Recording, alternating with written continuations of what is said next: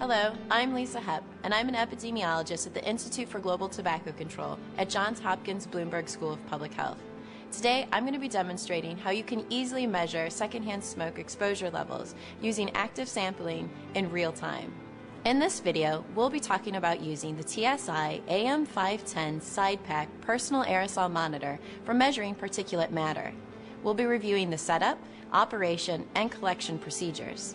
In addition, I'll be giving you some helpful hints to ensure an adequate sample collection. For more information on using the SidePack, please check out our presentations online. You will need the following materials to conduct an air monitoring study using the SidePack. If you're borrowing a SidePack from Johns Hopkins or another institution, you may also be sent these items: binder with all necessary forms and labels, Chem wipe tissues, TSI AM510 SidePack Personal Aerosol Monitor, power cord, zero filter, screwdriver, impactor grease, clear Tygon tubing, program software, and USB cable. At this point, you may be asking yourself, what exactly is the SidePack and how does it work?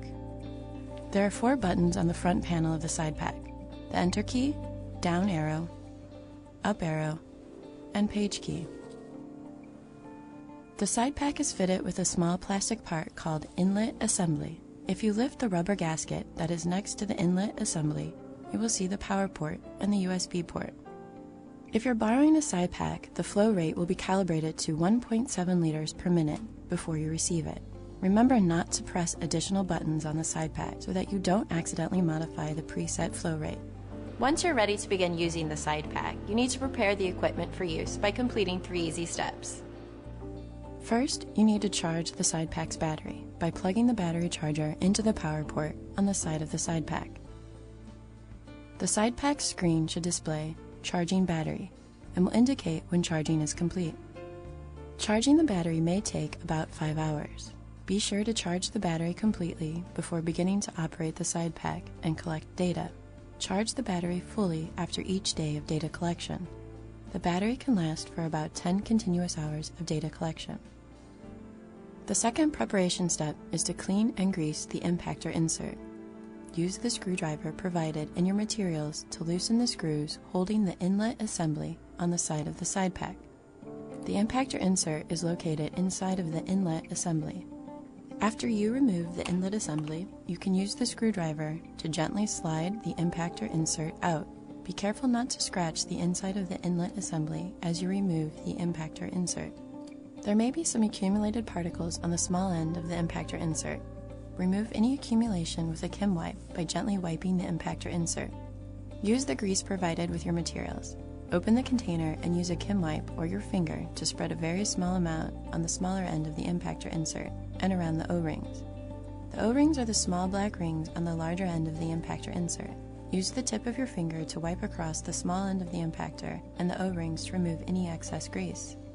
You only want to leave behind a very small amount of grease. Carefully slide the impactor back into the inlet assembly until it is completely seated back in the inlet assembly. Screw the impactor assembly back onto the side of the SidePack with the 2 screws you removed earlier. Be careful not to over-tighten the screws. The third and final preparation step is to zero calibrate the SidePack. Press page key to turn monitor on. Wait about 1 minute for pump to start up. When the SidePack is ready, the display will read survey mode. Press page key, then the down arrow until 0 cal is displayed on the screen. Press enter. Attach the zero filter and press enter again. Wait until 0 calibration is finished, approximately 1 minute. Then press page key until back in survey mode. With the zero filter still attached, verify the reading stays near 0.000 milligrams per meter cubed or below 0.003 milligrams per meter cubed. Repeat this process until the reading is near 0.000 milligrams per meter cubed. Once the reading stays near 0.000 milligrams per meter cubed, remove the zero filter. Depending on your study design, you could have a number of locations to collect data. You'll not only need the SidePack when out in the field, but you'll also need your observation sheets. It's important to provide information on the observation sheet from each location you collect data. This includes the building name, for the fieldworker's knowledge only, the unique ID assigned to the building and room location, as well as the date and time of the sample collection. This will help the researchers during analysis. If you're borrowing a side pack or have multiple ones, it's also important to note the identification of the side pack. This number should be noted on the observation sheet that describes the location of the data collection. So now you know how to prepare the side pack and use the tracking numbers. We're now ready to go out into the field. Before entering the venue, don't forget to take out the side pack and turn it on by pressing the page key and waiting about 1 minute for the side pack to warm up. Once the display reads survey mode, press the page key. At the data log screen, press the enter key. When Run Manual is displayed, press the enter key. The screen should now display logging data.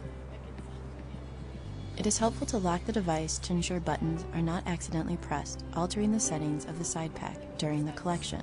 To lock the side pack, press and hold the up arrow key and then press enter. Once the side pack is locked, attach the tie gun or clear plastic tubing to the inlet. Place the side pack in a bag, purse, or soft briefcase with the end of the plastic tubing protruding from the bag. Make sure the end of the plastic tubing is unobstructed. Record on the PM2.5 monitor observation sheet the time on your watch you entered the venue or room in which you are measuring secondhand smoke. Now that the side pack is recording or logging data, there are some key things to remember. Spend at least 5 minutes outside before entering a building to control for outdoor ambient air conditions. Try not to draw attention to yourself so that you don't bias tobacco smokers' behavior. Go to the building at the time of typical occupancy, for example, mealtime in a restaurant. We are now going to take these tips and walk inside this bar and demonstrate how to collect data inside. Here are some important things to remember when inside the building. The side pack should log or record data for a minimum of 30 minutes in each room within a building. If the building has both a smoking and non-smoking section, spend 30 minutes in each section. Be sure to note your visit to each area on the observation sheet. The monitor should be placed within the occupant's normal breathing zone. The bag can be located in a single area in the room or circulated throughout. Every 15 minutes, be sure to complete the PM2.5 monitor observation sheet. Well, I rotated around the room. When air monitoring is complete in a building and at least 30 minutes have passed, remember to document the time you left the building or room where you were measuring secondhand smoke. Spend at least another 5 minutes outside the building before removing the side pack from your purse, bag, or soft briefcase and stopping sample collection. Now you're ready to unlock the device. Press and hold the up arrow key and then press enter. Press the enter key 2 times to stop data logging. Press the enter key several times until the device returns to survey mode. To turn off the side pack, hold down the page key for 3 seconds.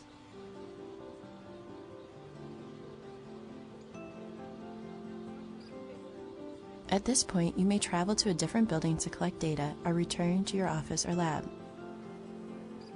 Once all data is collected for the day, return to your office and connect the side pack device to your computer with the USB cable provided.